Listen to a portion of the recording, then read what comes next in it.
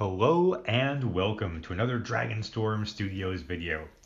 And today we're going to draw Wes Anderson, the director of such acclaimed films as The Grand Budapest Hotel, The Royal Tenenbaums, coming later this year, The French Dispatch, which I'm looking very much forward to. And we begin this drawing, as always, with the shape of the head, the axis line down the middle, rough facial features, and we work from there. This is also the story of movie marketing as I work on refining some of these facial features. I think that there is cause to state that marketing for movies in the past decade has been questionable at best. But in this case, I'm actually thankful for the 2004 ad campaign for the Life Aquatic with Steve Zissou.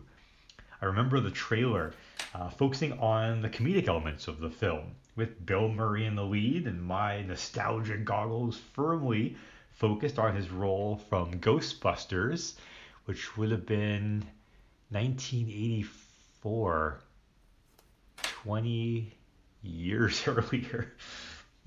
Okay. Well, my expectations were kind of firmly set on a funny adventure on the high seas in search of the jaguar shark, which had eaten Zissou's friend. There was also that song, which to this day is stuck in my head and will never leave. When the movie ended, I remember leaving the theater and I was emotionally exhausted. I am not a deep film lover.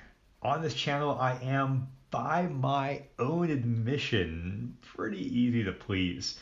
I own and I still enjoy watching Transformers 3. In fact, most of them are enjoyable. I mean, I still cringe at the over-the-topness. Okay, the point is that I like a lot of movies. Too often, though, I forget movies. This has, very real upside in the sense that I'm able to rediscover previously enjoyed films, but they don't really stay with me.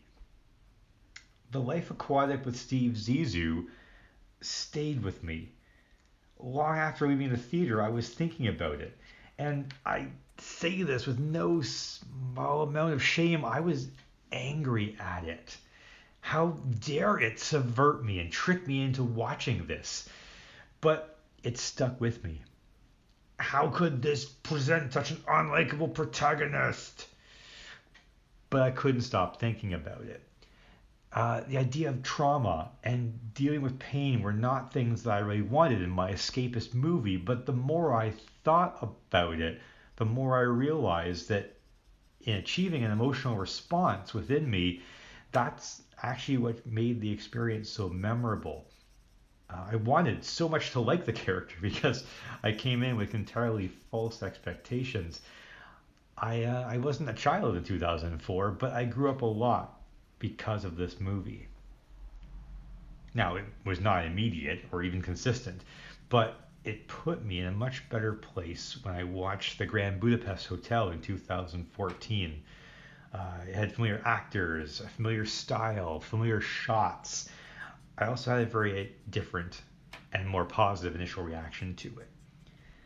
I mean, I still look back fondly at the Belafonte set, the jaguar shark design, the underwater set pieces, and the whimsical stop motion animation.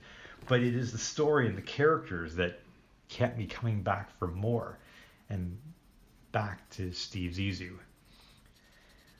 In conclusion, I guess I could say that a film really is a piece of art. And as my film experience matured and broadened, largely as a result to Wes Anderson films, I feel that so too did my own drawing ability. I spent more time on portraiture and I gained greater realism in my work.